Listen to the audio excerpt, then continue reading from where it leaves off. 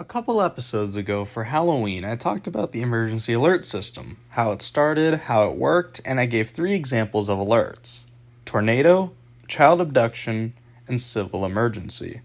However, I did mention that there are many other types of alerts, so that's what we're going to discuss today. But first, just a quick disclaimer that this is a semi-serious podcast that looks way too far into random topics using factual and scientific information for the purpose of both comedy and education. As such, certain points may be over-exaggerated for comedic effect, and I highly recommend people do their own research into the topics discussed in this series. Anyways, let's start off with a pretty common alert: the Hurricane Watch and Warning.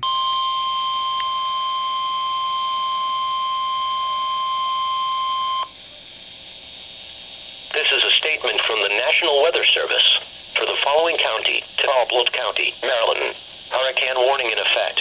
New information: a hurricane warning has now been issued. A more detailed statement will follow shortly.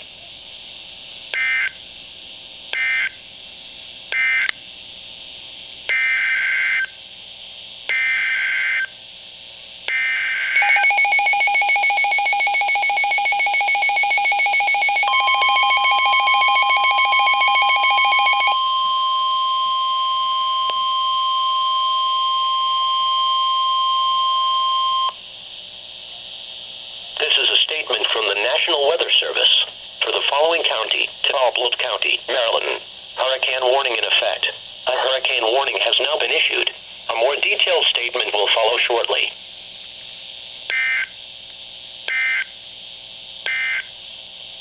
This is a In Guam and the Northern Mariana Islands, these alerts are known as typhoon watch and warnings. First, a hurricane watch is issued when the National Weather Service predicts a risk of hurricane weather within 48 hours. Hurricane weather includes wind exceeding 74 miles an hour, rain, and possible flooding. On the other hand, a hurricane and typhoon warning is issued when hurricane weather is expected in an area within 36 hours. The general advice for either of these alerts is to evacuate if possible, or seek shelter in the most interior room or closet in a house or building. Next, let's talk about the blizzard warning.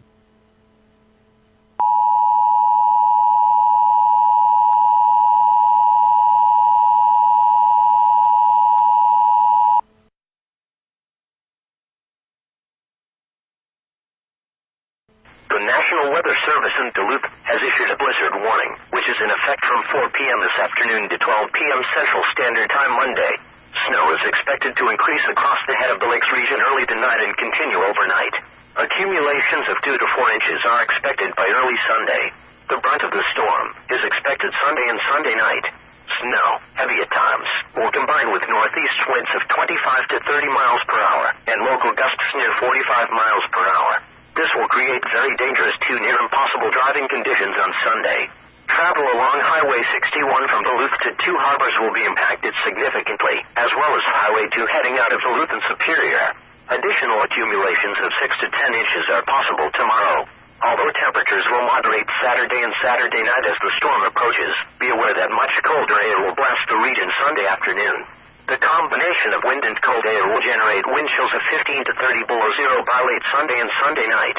Be prepared for the changes and seriously consider the necessity of travel during the storm. Blizzard conditions are not expected to develop until Sunday morning, shortly after daybreak. Winds will shift and become northeast on Sunday.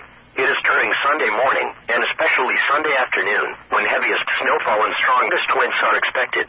This will be localized to areas near the head of Lake Superior, including Duluth and Superior. Once winds shift Sunday night, it is likely that blizzard conditions will subside. The winds to 30 miles per hour or higher will be possible at times, creating blowing and drifting of snow. A blizzard warning means severe and life-threatening winter weather conditions are expected. The combination of strong winds and falling and blowing snow will result in dangerously low visibility and whiteout conditions. Any travel is strongly discouraged. If you choose to travel, you may be risking your life. Be aware that you may become stranded and that it could take many hours for help to arrive. Keep a winter survival kit in your vehicle, including a flashlight, food, and water. Let someone know your travel route and expected arrival time, and have a working cell phone in case you become stranded. A blizzard warning is issued when conditions of extreme snow and winds exceeding 35 miles per hour are expected in an area within no less than 3 hours. These alerts are generally issued by the National Weather Service. The general advice for these warnings is to stay indoors, stay warm, and avoid driving if possible.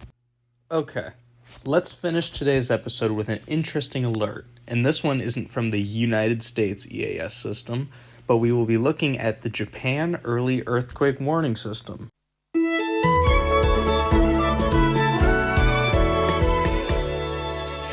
おはようございます。6時になりました。 NHK ニュースおはよう日本です。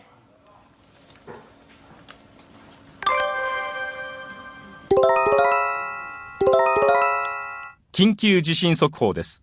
強い揺れに警戒してください。